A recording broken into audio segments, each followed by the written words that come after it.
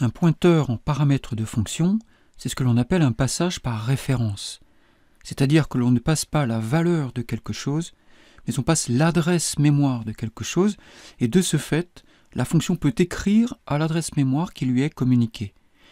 Alors pour le vérifier, on va faire quelques tests.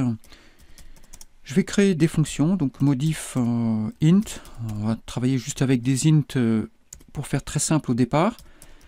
Donc là c'est une fonction où je passe des valeurs, c'est-à-dire j'ai des paramètres de type valeur. Donc deux int x et int y.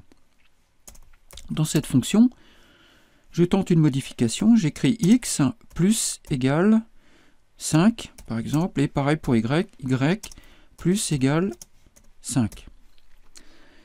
Ensuite, dans le main, je déclare deux variables.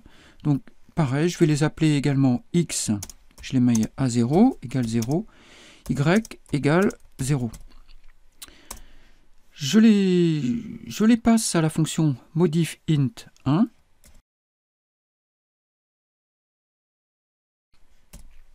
Et je fais un printf pour voir à l'issue quelles sont les valeurs de x et de y ici.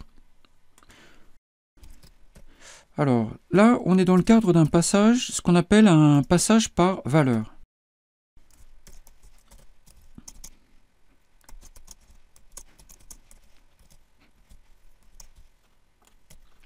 On peut regarder ce que ça fait.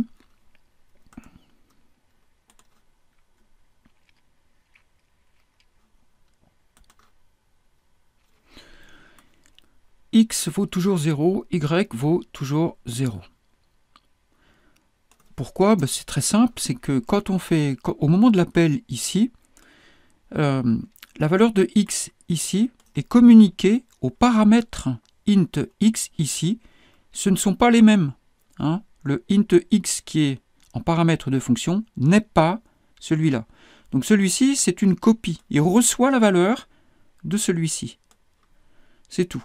Et donc sur cette copie, je modifie cette copie en lui ajoutant 5. Mais je n'ai pas touché à mon original qui lui reste ici. Alors évidemment, c'est pareil pour Y. Ce qui fait que quand j'affiche l'original, il n'a pas bougé. Alors maintenant, ça c'est ce qu'on appelle un passage par valeur. Donc j'insiste, passage par valeur. Donc maintenant, ce qu'on va voir, c'est le passage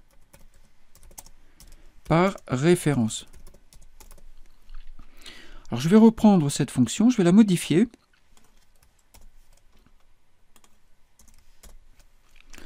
Tout simplement en lui donnant comme paramètre des pointeurs. Donc c'est-à-dire que là, cette fois-ci, x et y sont des pointeurs. Ce qui veut dire que là, j'accède à l'adresse mémoire qui sera communiquée à étoile x et à étoile y ici. Donc j'accède à ces adresses mémoire, et à cette adresse mémoire, je fais une modification. Enfin, c'est-à-dire dans l'endroit, à cet endroit mémoire, il y a une variable, et je fais une modification sur cette variable. Donc là maintenant, l'appel est légèrement différent. Ce n'est pas x et y que je passe maintenant, ce ne sont pas leurs valeurs, ce sont leurs adresses mémoire. Donc je passe l'adresse de x, ici, et là, l'adresse de y. Donc je donne l'adresse de x à mon pointeur ici, et je peux accéder avec l'étoile à cette adresse mémoire, c'est-à-dire je peux accéder à l'espace mémoire réservé pour x ici. Donc, cette fois-ci, quand je le lance, j'ai oublié ça, ici, là, il ne faut pas oublier de mettre 2. Voilà, donc quand je lance, donc j'ai encore oublié ici, voilà, 2 également, et là, quand je lance, vous voyez que cette fois-ci, x et y ont été modifiés. Donc passage par référence, je passe une adresse mémoire, et donc je peux modifier à l'adresse mémoire que reçoit la fonction. Alors on peut faire le test également avec des structures, évidemment, c'est exactement la même chose, Donc je vais partir d'une structure personne, je vais faire pareillement deux fonctions, et on va voir le résultat. Donc je vais les amener directement pour éviter de prendre trop de temps à taper. Donc bon, c'est une struct personne hein, qui a une lettre pour l'identifier et puis un âge. Modif struct 1, là c'est un passage par valeur, donc je passe les valeurs de ma structure au paramètre P, donc je fais une copie de structure. Je modifie ma copie, ici. Le passage par référence est différent. Là, je vais passer l'adresse mémoire d'une structure, et à cette adresse mémoire, je fais des modifications. Donc ces modifications seront forcément reportées sur l'original. Donc mon original, je le déclare ici.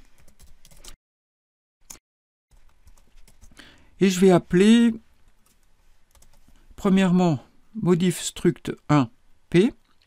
J'affiche derrière le résultat. Et deuxièmement, modif struct 2, adresse de P, cette fois, et j'affiche derrière les résultats. On verra que ici, évidemment, il n'y aura rien, il n'y aura pas de modification.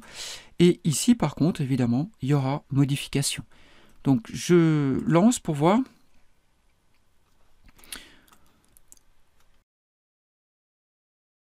Effectivement, le premier appel, il n'y a aucune modification. Lettre 0, il n'y a pas de... ça correspond à aucun caractère. L'âge est à 0. Et passage par référence, ben voilà, donc j'obtiens G et 95.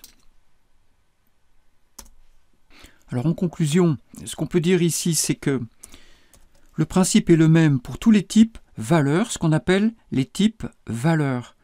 Et les types valeurs, ce sont les chars, les shorts, les int, les longs, les floats, les doubles et toutes les structures. Un type valeur, ça signifie que quand je prends x ici, c'est la valeur de x.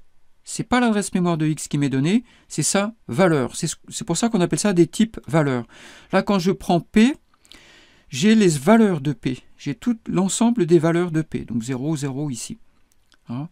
Donc c'est ce qu'on appelle un type valeur, par opposition aux tableaux qui, eux, sont des types références. C'est-à-dire qu'un tableau, comme on avait pu le voir, quand je déclare un tableau, par exemple ici, si je déclare un tableau de float, par exemple, float tab, et que j'en mets 10 dedans, voilà, comme j'ai eu l'occasion de le souligner, tab, c'est l'adresse mémoire du début du bloc, c'est-à-dire l'adresse mémoire du premier élément. Tab, ça vaut adresse de table de 0. Donc, un tableau, c'est ce qu'on appelle un type référence, c'est-à-dire quand je prends l'élément, enfin la variable, l'objet, eh bien sa valeur, c'est une adresse mémoire. Voilà. Alors cette distinction-là, on sait, elle est assez simple. Hein. On a d'une part tous les types valeurs, pratiquement tous les types sont des types valeurs, sauf les tableaux. Par contre, quand on passe au C++, le type référence gagne en importance, et on a d'ailleurs un nouveau type qui est le type référence, qui est associé au pointeur. Et puis en C#, tout est devenu référence. C'est-à-dire, voilà, donc la référence monte en puissance avec l'élaboration des langages au fur et à mesure. Et dans Java, c'est pareil, tout est référence en Java.